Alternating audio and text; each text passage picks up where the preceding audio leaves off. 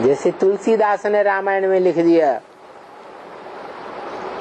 जे ही जानो ते ही देव जनाई, जानत तुम्हें हुई जाई। क्या? ये ही जानो, जिसको तुम जानते हो।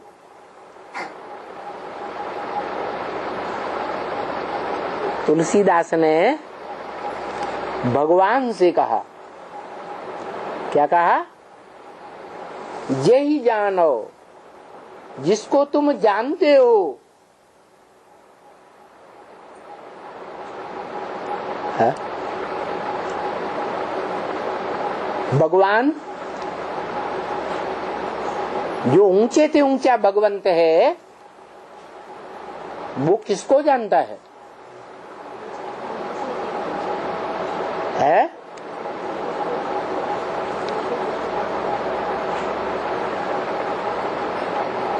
जिसको जानने से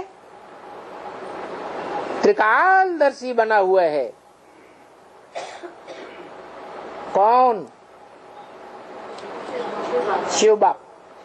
किसको जानता है? जो इस मनुष्य सृष्टि का बाप है, उस मनुष्य सृष्टि के बाप को जानता है। कल्प पूरा होता है और मनुष्य सृष्टि के बाप के बारे में उसे तीनों काल की जानकारी पक्की हो जाती है या नहीं हो जाती है? ये ही जानो ते ही देव जनाई। क्या? तुलसीदास ने ऊंचे से ऊंचे भगवंत भगवान को क्या बोला? जिसको तुम जानते हो उसको तुम जानकारी दे देते हो। है? वो किसको जानता है? जिसके तीनों कालों को जानता है। जिस मनुष्य सृष्टि के बीज में सारा झाड़ समाया हुआ है, तो बीज को जान लिया तो सारी सृष्टि के आदि मध्य अंत को जानता है या नहीं जानता है? जानता है। ये ही जानो, जिसको तुम जानते हो, ते ही देव जनाई, उसी को तुम जानकारी दे देते हो। किसको दे देते हो? है मनुष्य सृष्टि का बाप, जो द्वैतवादी युग में द्वापर युग से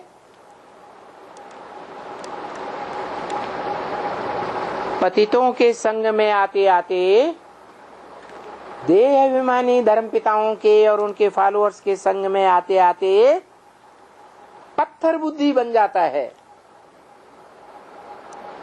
कैसा बन जाता? पत्थर बुद्धि बन जाता है। उसकी बुद्धि में कुछ भी ज्ञान नहीं रहता। उसको जो है तो मनुष्य सृष्टि का बीज, लेकिन अपने स्वरूप को जानता ही नहीं। तो देही जानो, जिसको तुम जानते हो, ते ही देव जनाई, उसको तुम जानकारी दे देते हो कि तू कौन है। जानकारी देता है या नहीं? पहले पहले जानकारी किसको मिलती है कि मैं क्या हूं? है? इस मनुष्य सृष्टि में पहले पहले किसको जानकारी मिलती है कि मैं क्या हूं? है? मनुष्य सृष्टि के बाप को जानकारी मिलती है कि मैं ज्योति बिंदु आत्मा हूं। और सिर्फ जानकारी मिलती है या प्रैक्टिकल में पहले पहले उस जानकारी में स्थिर भी हो जाता है? कौन सी तारीख बताइए? 5 दिसंबर। 5 दिसंबर है आत्माओं के बाप और मनुष्य सृष्टि के बाप का मेल का दिन।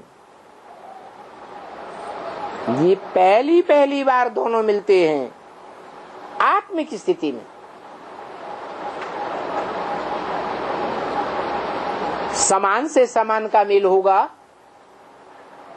या एक हाथी हो और दूसरा चींटी हो तो मेल हो जाएगा? है? नहीं होगा। वो ऊंचे थे ऊंचा भगवंत सदा काल के लिए ज्योति बिंदु है, तो ज्योति बिंदु से मिलन किसका हो सकता है? जो प्रैक्टिकल में ज्योति बिंदु बने, भले थोड़े समय के लिए भी बने, लेकिन बने। देह को भूल जाए, उस समय जब मिलन हो देह को भूल जाए, देह की इंद्रियों को भूल जाए, देह के संबंधियों को भूल जाए, देह से कनेक्टेड जो भी धन संपत्ति है उसको भी भूल जाए। तो बताया जिसको वो जानता है उसको वो पहले उसकी जानकारी देता है कि तुम कौन हो। किसको जानकारी मिलती है इस सृष्टि पर? मनुष्य सृष्टि पर सबसे पहले जानकारी किसको मिलती है कि मैं आत्मा क्या हूं, मेरा पार्ट क्या है।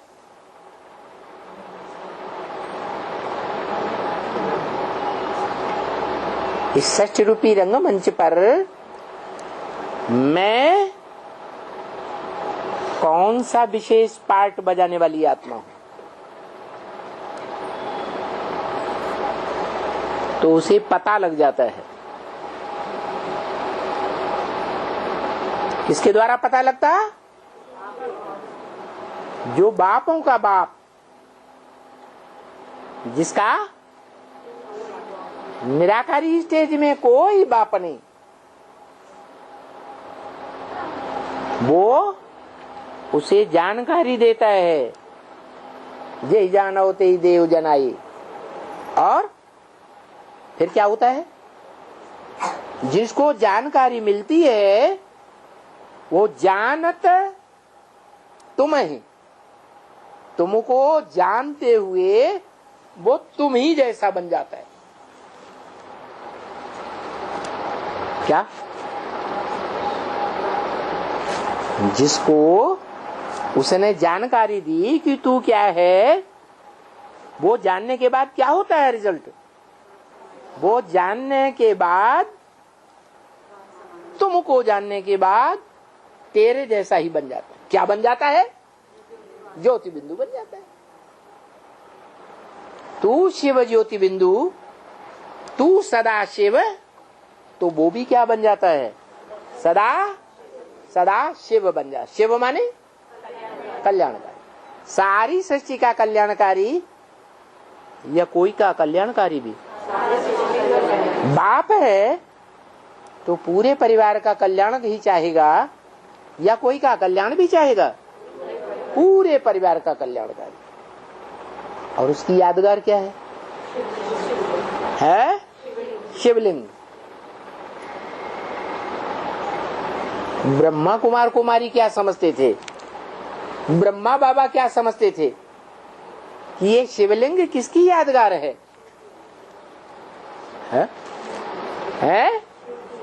वो समझते थे कि ये शिव की यादगार है। क्यों? क्योंकि बच्चा बुद्धि होने के कारण पूरी बात नहीं समझते थे।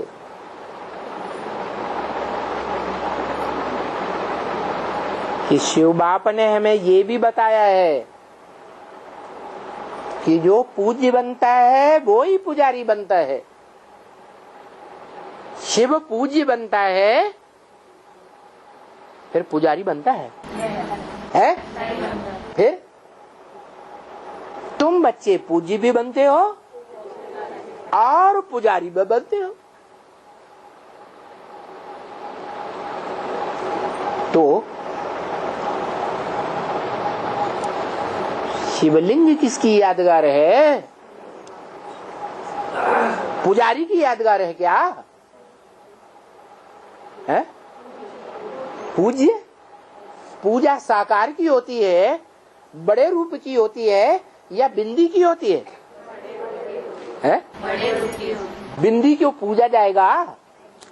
बिंदी के ऊपर जल चढ़ाएंगे, फूल चढ़ाएंगे, दूध चढ़ाएंगे, मक्खन चढ़ाएंगे तो चढ़ेगा? जल चढ़ाएंगे पता नहीं कहां लुढ़क के चला जाएगा। तो निराकार की पूजा नहीं होती है, पूजा किसकी होती है? साकार की। तो ये जो शिवलिंग है इसको हम साकार की यादगार कहें या निराकार की यादगार कहें? साकार की यादगार। सिर्फ साकार की। साकार और निराकार। हाँ,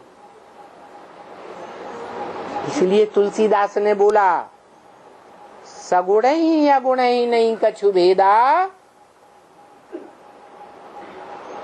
सगुण माने साकार, अगुण माने निराकार, इन दोनों में कोई भेद नहीं है। उभय हरे भव संभव खेदा। ये दोनों ही संसार के दुखों को हरण करने वाले। निराकार स्टेज बनती है तभी संसार के दुखों का हरण होता है। हरि बनता है और हरि का द्वार खुलता है, जिसकी यादगार में उन्होंने हरिद्वार बना दिया।